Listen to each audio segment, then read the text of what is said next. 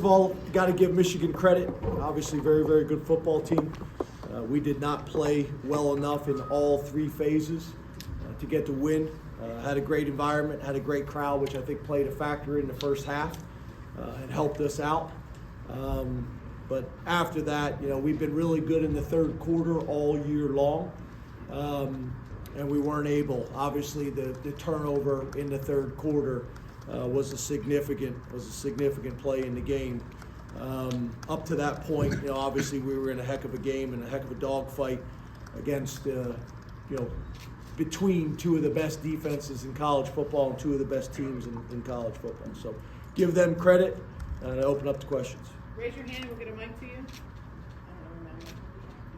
Go back there and we'll go to Rich. Who's on this side? Oh, other mic. Go ahead. James on this side. You said earlier this year about how important it is to actually win every game at this point, the way that the college football playoff is set up. How do you keep the team motivated after you lose a couple of games like this to the biggest programs on your schedule? Yeah, be honest, be transparent with ourselves as staff and with the players. Address it head on. And then move on to the next opponent and get ready to get another win next week. We've lost to the number 1 and the number 3 team in the country.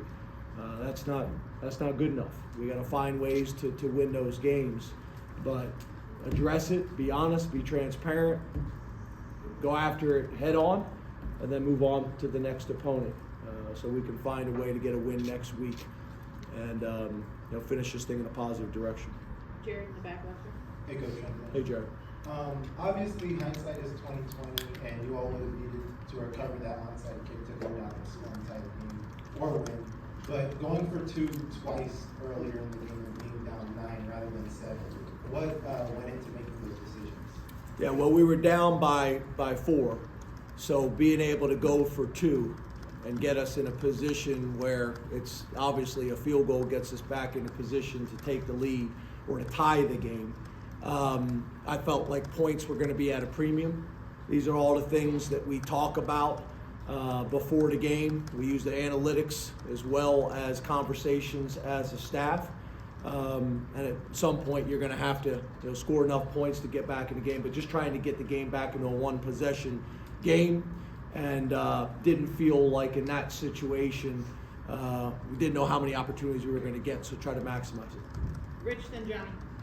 James, it seemed, to your right here next to me, it seemed like Drew missed open receivers today. He really struggled, even compared to the Ohio State game. How would you evaluate how he did today? Yeah, a couple things. We got to do a better job of calling a game to allow a quarterback to get into rhythm. That is critical. We got to find easy completions for a quarterback to get into rhythm. That's what everybody does.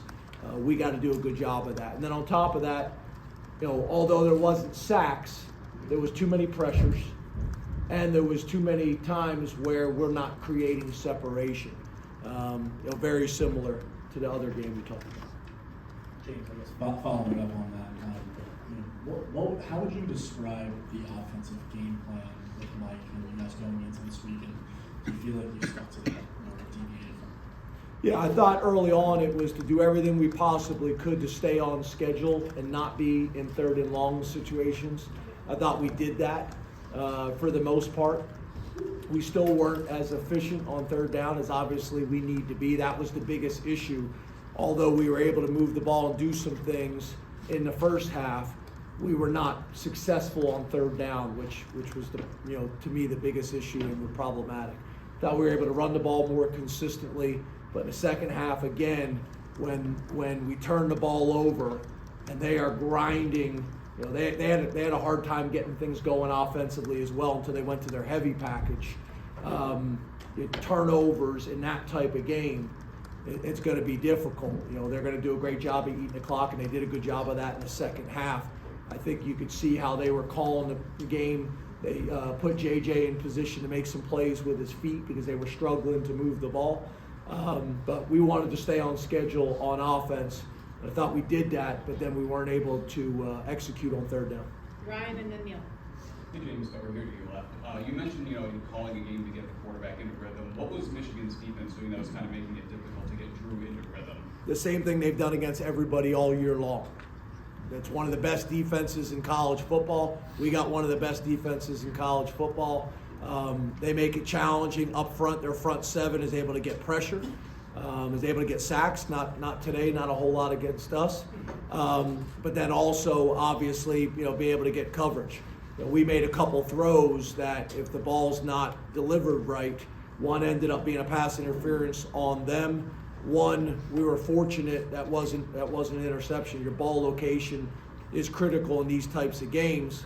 And then obviously, we had a couple shots called, but we're waiting for a specific look and a specific defense, and weren't able to do that. So we weren't able to loosen them up from a coverage standpoint, to help with the more consistent, higher percentage throws. Neil and Dave.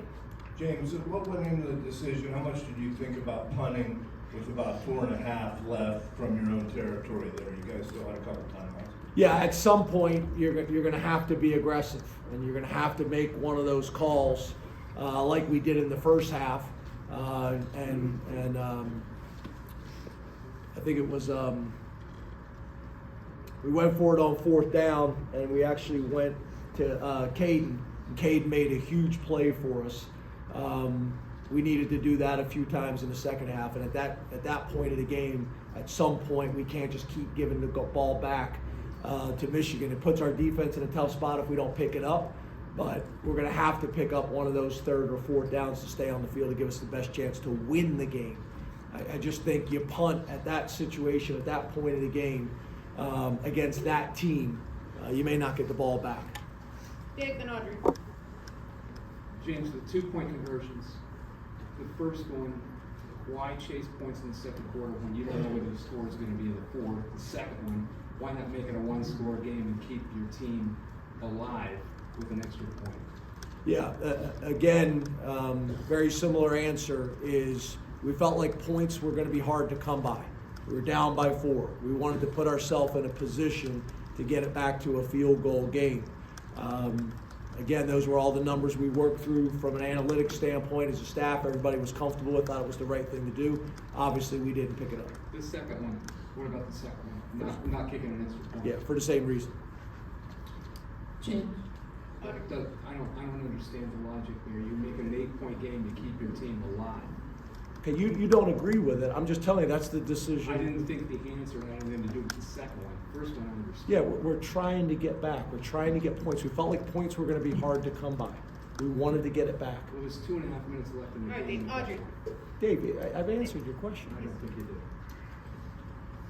Audrey, last question.